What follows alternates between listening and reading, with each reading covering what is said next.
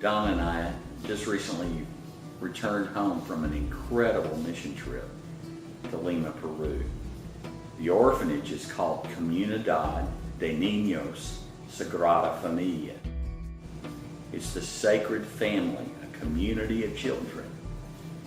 The orphanage began more than a decade ago when a man named Miguel lost his own son and suddenly began to notice the many children on the streets of Lima, Peru that had no home. He was a successful businessman and was angry at God for the loss of his child, but God kept bringing into his life these street kids.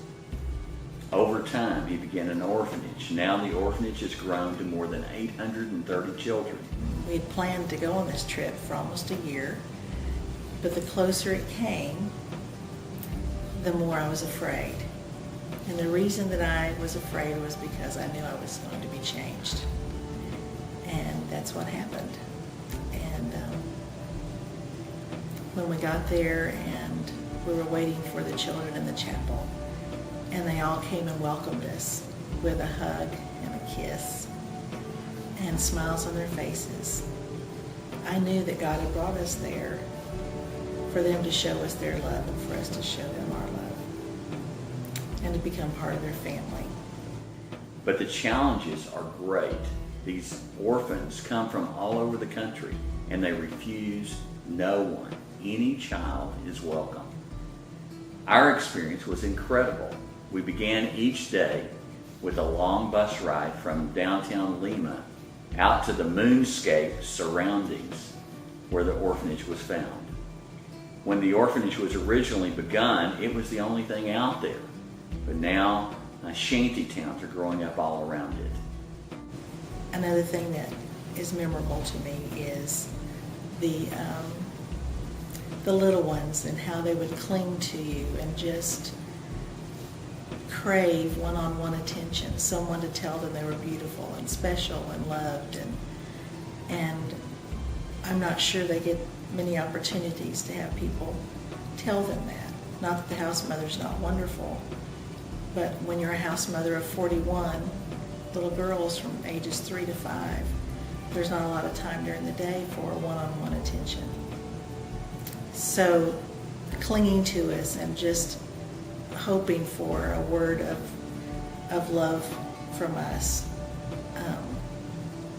it broke my heart, but it made me thankful that I was there just for a moment in time to be able to give them a little bit of what they needed.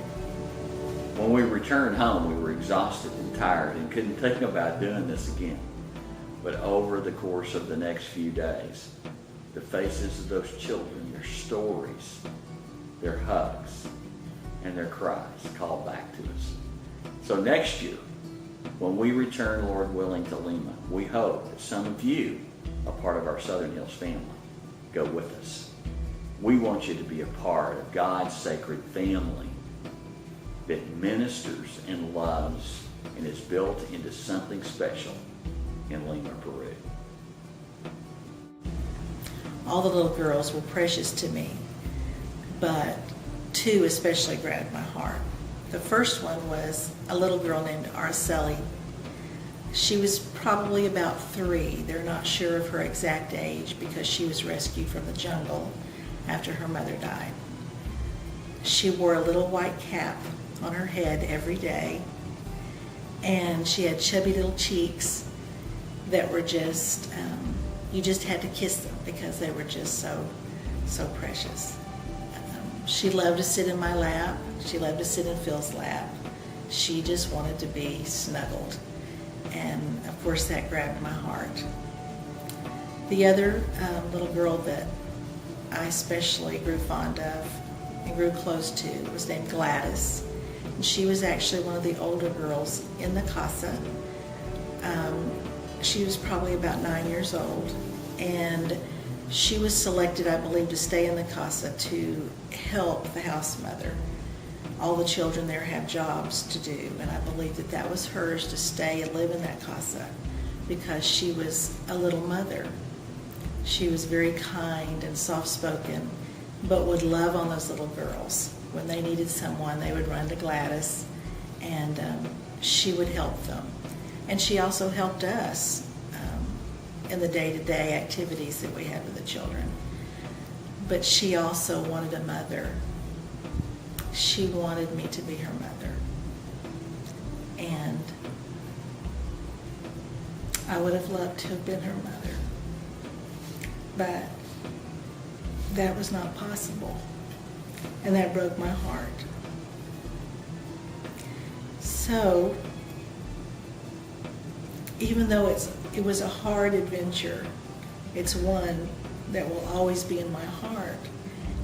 And I look forward to the day that I can go back next summer and see Araceli and Gladys and let them know that I haven't forgotten them, that they've been in my thoughts daily, and that someday maybe I'll get to be a part of their life, either here or in heaven, and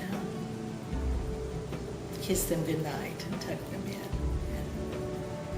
and just let them know how precious and special they are to not only us, but to Jesus.